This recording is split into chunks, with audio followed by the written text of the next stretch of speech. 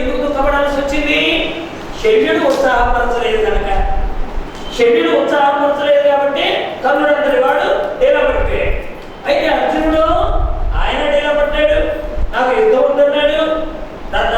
అదే అస్త్రశస్త్రాలని కింద పడేశాడు, గాంధీవాన్ని కింద పడేశాడు, నేను యుద్ధం చేయనన్నాడు. అలా డీలాపడ్డ విజయుడిని అలా కృష్ణ భగవానుడు బోధ చేసి మళ్ళీ ఉత్సాహవంతుడిగా నిలబెట్టాడు. ఇప్పుడు మనకి ఎవరు కావాలి? మన ధైర్యాన్ని పొడుగుపరిచే శల్యుడు కావాలా? మనలో ఉన్న ఉత్సాహాన్ని మనకు గుర్తెరిగింపజేసి లక్ష్యం వైపు ప్రయాణం చేయించే కృష్ణుడు లాంటి వాడు కావాలా?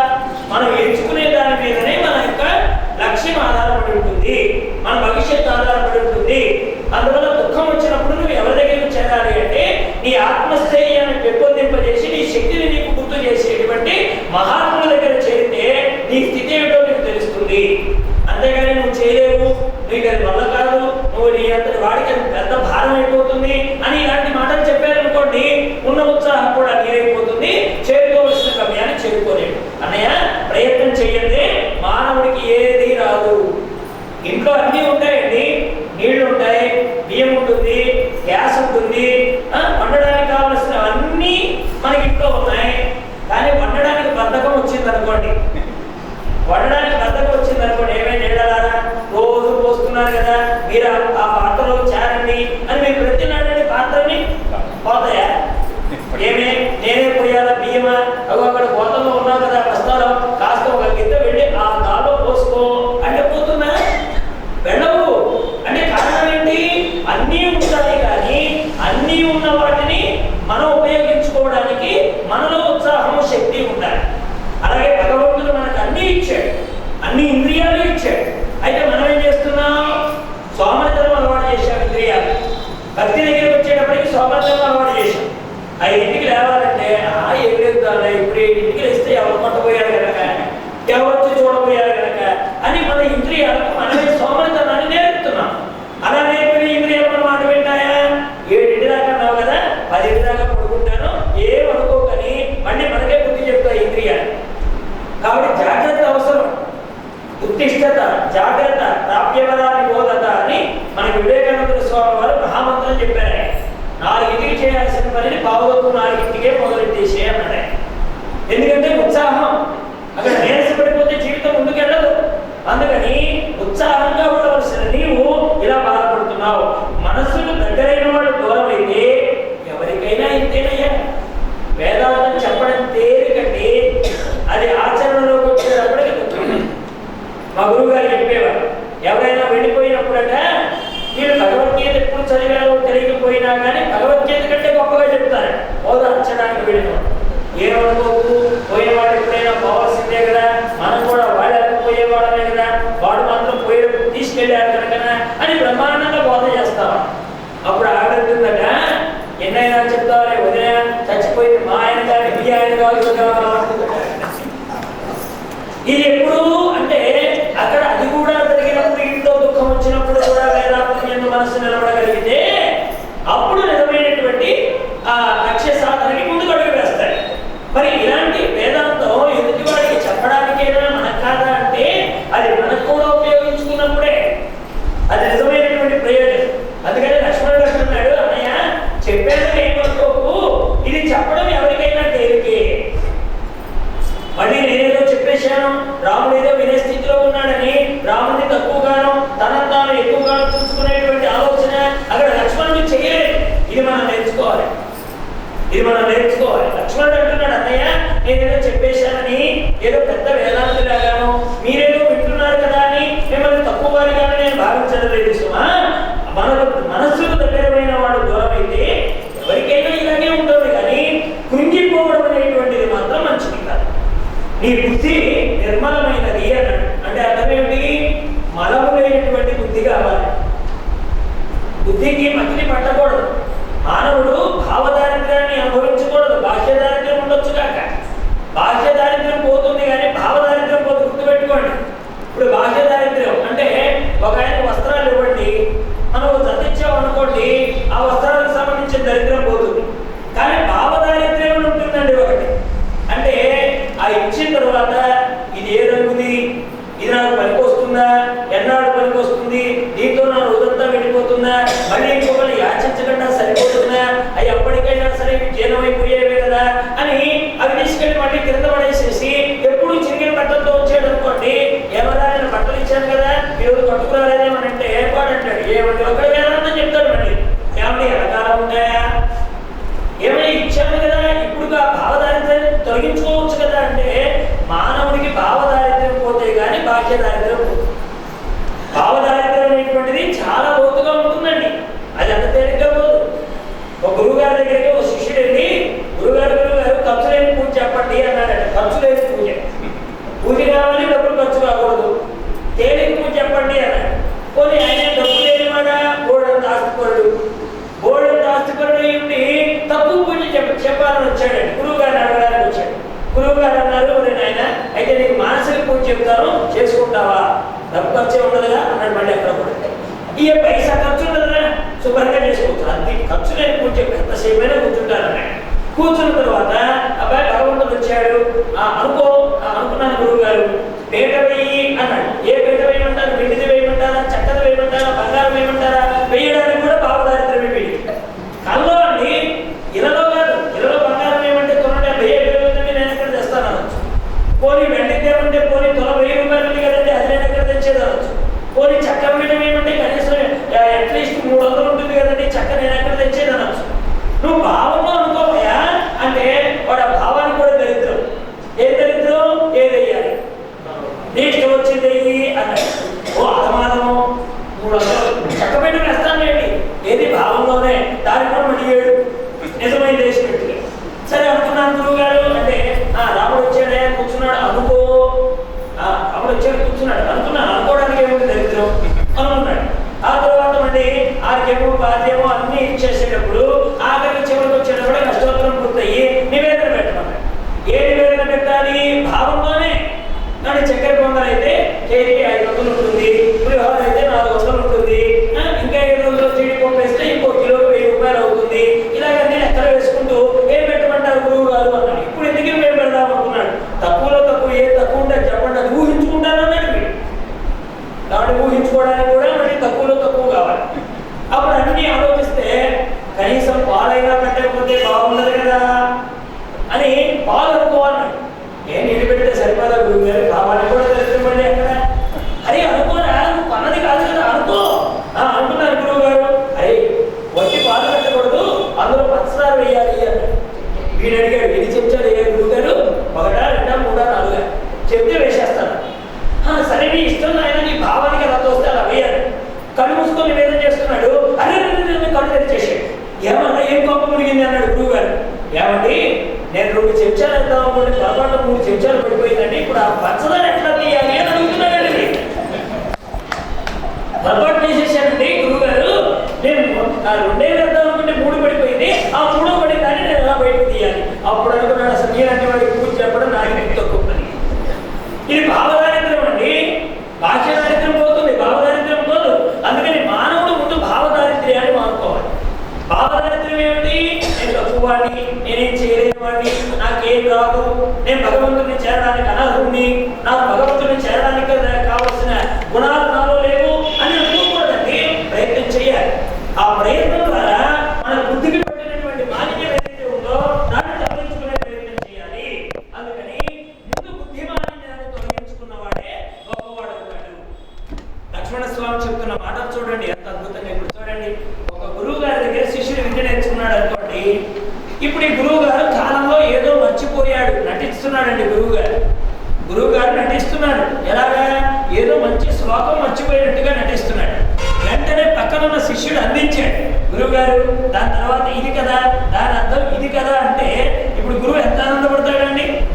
నిజమే, వీడు ఇప్పుడు నేర్చుకున్నటువంటివన్నీ కూడా మామూలు విన్నట్టు కాదు. వీడు తన దేహంతో లోపల జీర్ణం చేసేసుకున్నాడు. అందుకని గురువుకి ఎంత ఆనందం కలుగుతుంది. నిజమే కదా, గురువు కావాలని అంటాడండి. చిన్నప్పుడు మనం ఎక్కాలప్ప చెప్పేటప్పుడు లేచి నిలబడిన తర్వాత కాస్త తప్పులు పోయే పిల్లల్ని ముందుగా లేపుతారు గురుదేవుడు.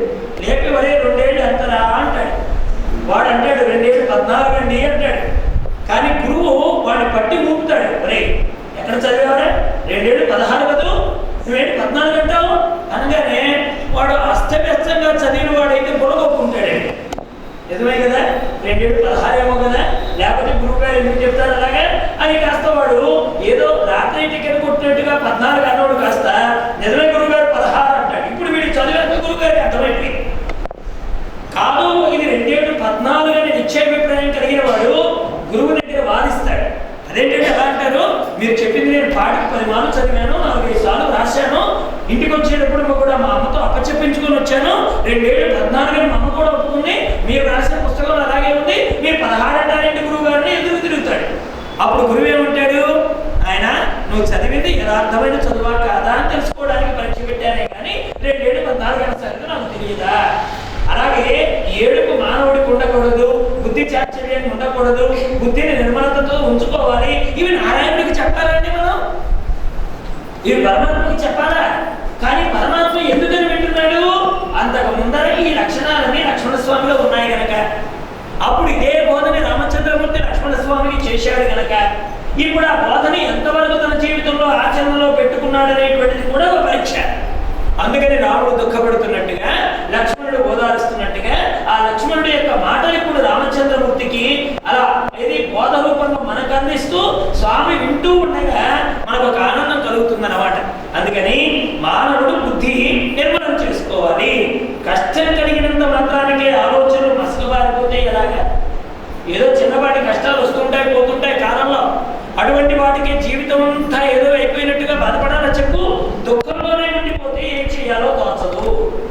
ఏడుస్తూ ఉన్నప్పుడు అంటే ఎదురుగా ఉన్న వస్తువు కూడా కనపడదు. బాగా గుర్తుపెట్టుకోండి, చిన్నపిల్లలు ఏడుస్తూ స్కూల్కి వెళ్ళడానికి ఆలస్యం చేస్తుంటే వాడు ఏడుస్తున్న వాడికి ఎదురుగా ఉన్న బెడ్ కనపడదండి. వాడు నా బెడ్డో అని ఏడుస్తాడు. వెంటనే తల్లి ఆ వంటింటో నుంచి పరిగెత్తుకొచ్చి ఆ వాడు ఎదురుగానే ఉంటుంది, ఎలా నన్ను అక్కడి నుంచి ఇక్కడికి రప్పించడానికి కాకపోతే నీకు రెండెకలు పాడుగాను, ఈ ఎదురుగా బెడ్ కనపడలేదా అంటాడు. వాడు అంటాడు ఏడుస్తున్నాడు నిమగ్నమై బెడ్ లేదంటాడు. దుఃఖంతో ఉన్నప్పుడు ఎదురుగా ఉన్న వస్తువు కనపడదండి. ఆంజనేయ స్వామి వారికి కూడా బాధతో ఉన్నంత వరకు ఎదురుగా ఉన్న అశోకవనం కనపడలేదు. అశోకవనం కొత్తగా వచ్చిందా? సుందరకాండలో అశోకవనం కొత్తగా రాదండి. అసలు తనకి దగ్గరలో కనబడుతోంది అశోకవనం. మరి ఎందుకు కనబడలేదు? శోకంతో ఉన్న వాడికి ఉన్న వస్తువు దర్శనం కాదు. అలాగే దేహాభిమానంతో ఉన్న వాడికి సత్య వస్తువు ఎప్పటికీ గోచరం కాదు. వాడు ఎప్పటికీ జ్ఞానాన్ని పొందలేడు. అందుకని దుఃఖాన్ని పోగొట్టుకునే ప్రయత్నం చేయాలి. భగవద్గీతలో స్వామి కూడా చెప్తాడు, అర్జున ముందు ఆ కొలాయి కట్టేస్తే నేను భగవద్గీత చెప్తానని, ముందు నువ్వు ఏడవడం ఆపేస్తే కానీ నేను బోధ చెప్పను. నేను ఏడిస్తే నీకేమైందంటే ఏడుస్తున్నవాడు బోధ వినడు. బోధ వినడానికి ఏమిటి నిదర్శనం? పిల్లాడు పాలు తాగుతున్నాడంటే ఏమిటంటే నిదర్శనం? పిల్లాడు పాలు తాగుతున్నాడంటే ఏడవడండి. వాడు ఏడిచే పిల్లాడు పాలు తాగడు, పాలు తాగే పిల్లాడు ఏడవడు. ఏమిటంటే నిదర్శనం అంటే మౌనం వచ్చేస్తుంది ఆ పిల్లాడికి. నిజంగా పాలు తాగే పిల్లలు ఏడవరు. ఆ స్తన్యం దగ్గర తల్లి చేర్చగానే ఆ క్షీరాన్ని కోరుతూ వాడికి శబ్దాన్ని మానేస్తారు. బయట శబ్దం చేస్తున్నాడంటే పాలు తాగడం లేదని అర్థం. అలాగే మనం బోధ విన్న తర్వాత కూడా, భగవతత్వం విన్న తర్వాత కూడా ఈ లోకంలో చిన్న చిన్న వాటికి కదులుతున్నామంటే ఆ భగవతత్వం మనకు పట్టలేదని అర్థం. రామాయణం అర్థం కాలేదని అర్థం. భగవద్గీత చదువుతున్నామే కానీ అందులో ఉండే విషయాన్ని లోనికి తీసుకోవడం లేదని అర్థం. అందుకనే అక్కడ రామచంద్రమూర్తుల వారితో ఈ మాట చెప్పాడు, మనసును ఉత్సాహంగా ఉంచుకోవాలన్నయ్య. మానవుడి ముందున్న కర్తవ్యం ఏమిటి? ఇప్పుడు మనం ఏం చేయాలి? ఒకటి, సీతను వెతకాలి. రెండవది, సీతాపహరణం ఎవడు చేసి మనకెంతటి దుఃఖాన్ని కలిగించాడో వాడికి సరైనటువంటి శిక్ష వేయాలి. ఇది మన ముందున్నటువంటి కర్తవ్యం. ఎప్పుడైతే ఇలా చేశారో ఆ మాటలు విన్న రామచంద్రమూర్తి అలా ముందుకు అడుగులు వేస్తూ ఋష్యముఖ పర్వతం వైపు వెళుతూ ఉండగానే అక్కడ సుగ్రీవుడు తన 4 మంత్రులతో మంత్రాలు సాగిస్తున్నటువంటి సమయంలో రామలక్ష్మణులు వస్తున్నారండి ఆ వైపుగా. అందరూ చూశారు. చూడగానే వాళ్ళ అందం ఆకర్షిస్తోంది, వాళ్ళ బలం భయపెడుతుంది. ఎందుకని? ఋష్యముఖ పర్వతం మీద ఉన్నటువంటి సుగ్రీవుడు వాళ్ళ అన్నగారైనటువంటి వారిగారు ఎక్కడ తన మీద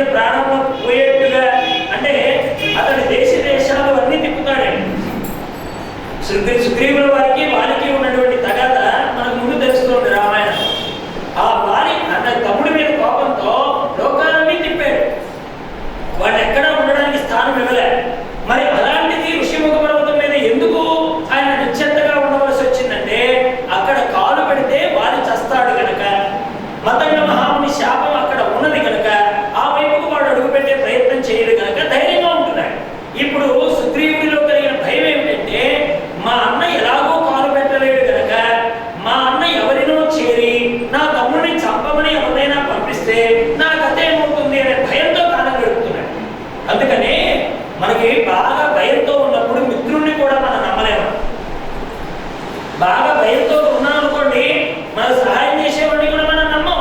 ఎందుకంటే భయం ఎన్నాడుతూ ఉంటుంది కనుక మనకి.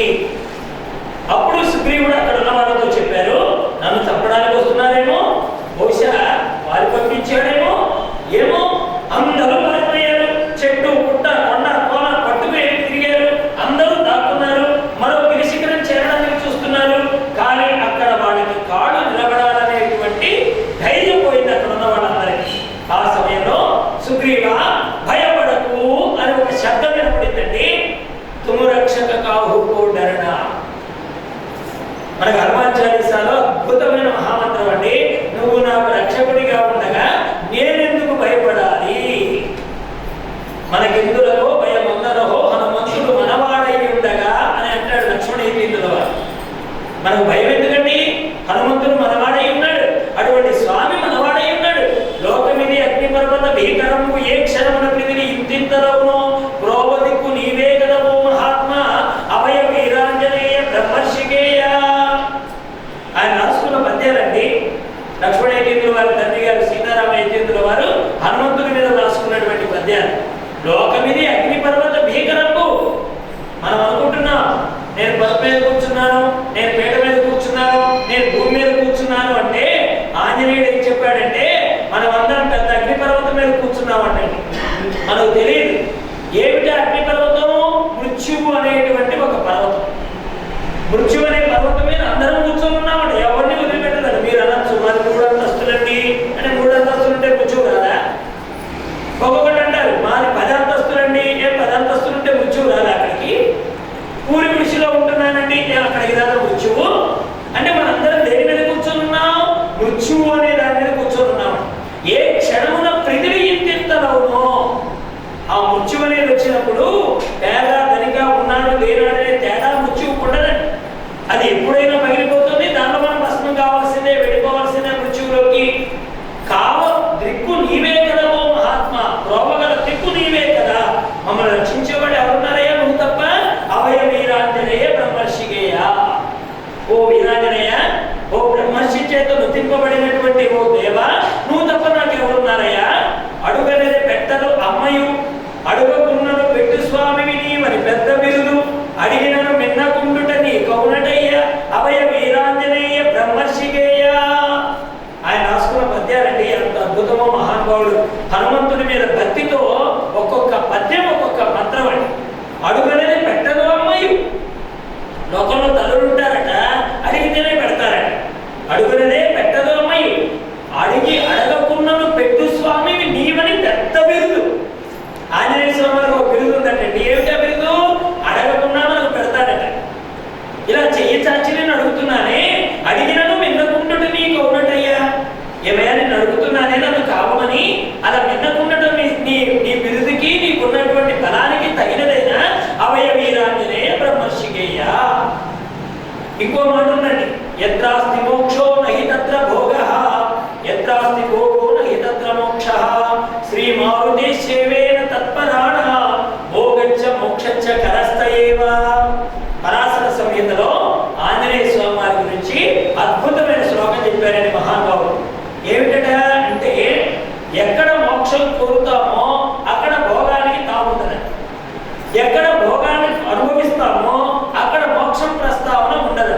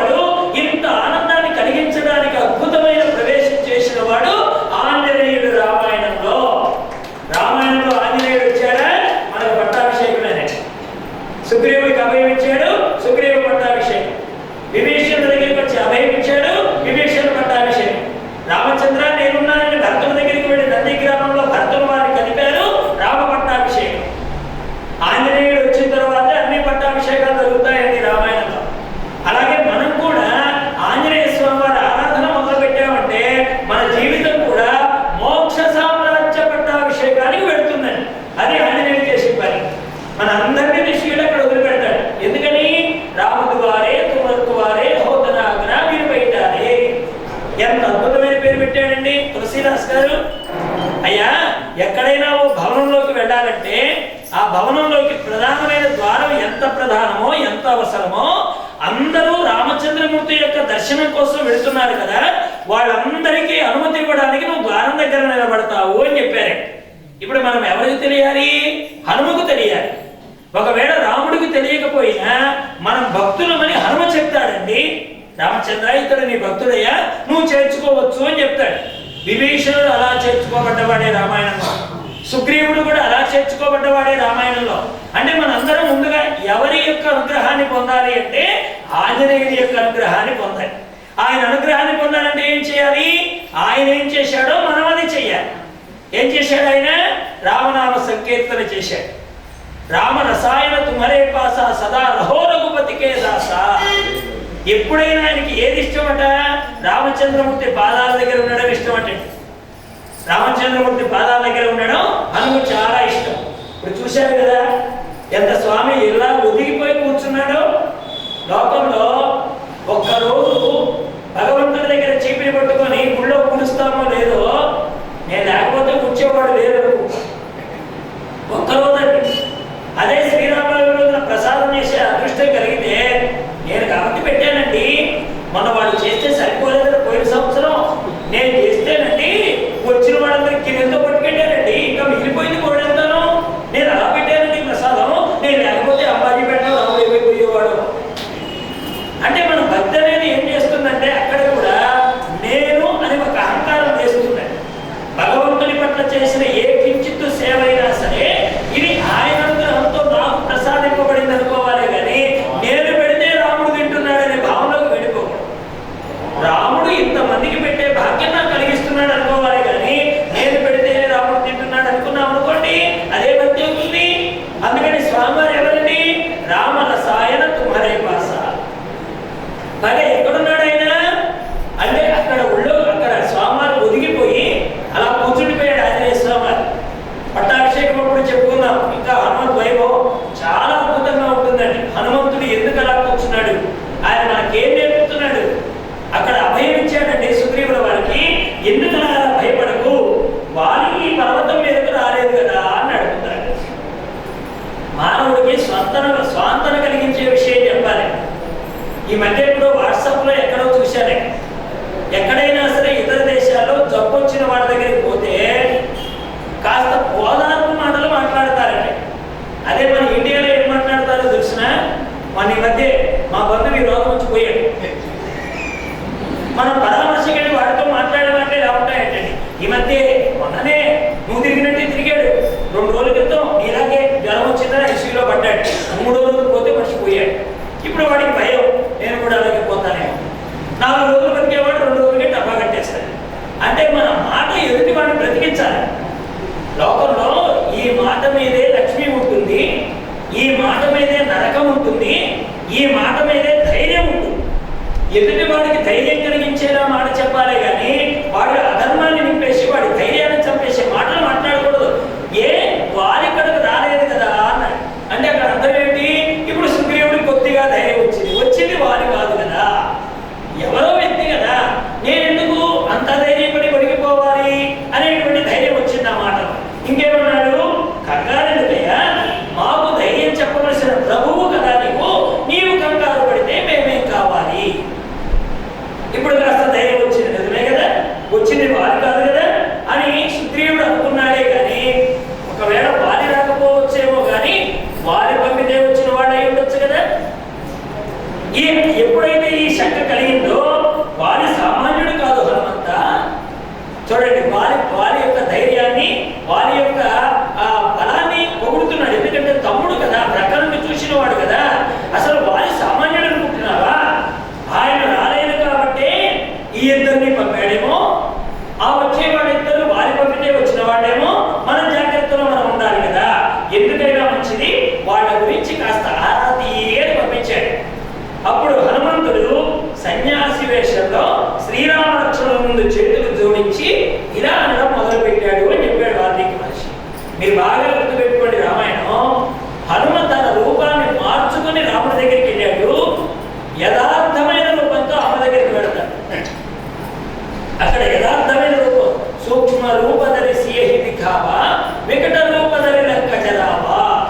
హనుమాన్ చాలీస అద్భుతమైన మహామంత్రాలండి చెప్పాలంటే.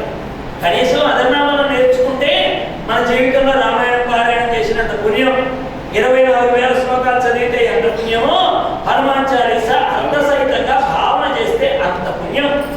సూక్ష్మ రూపధరి సియహి కావా, ఎంత అద్భుతమైన మాట అండి. అమ్మని వెతికేటప్పుడు నిన్ను నువ్వు తగ్గించుకో అని చెప్పి. అంటే అర్థమేమిటి? మహాత్ముడి దగ్గరికి వెళ్ళేటప్పుడు మన దర్పము, మన గర్వము, మనకు ఉండేటువంటి వైభవము ఇవన్నీ ప్రదర్శిస్తూ వెళ్ళకూడదండి. తగ్గించుకుని వెళ్ళాలి. మనల్ని మనం తగ్గించుకుని వెళ్ళాలి. తగ్గించుకుని వెళ్ళాడు కాబట్టి సీతను చూడగలిగాడు. సూక్ష్మ రూపధరి సియహి కావా.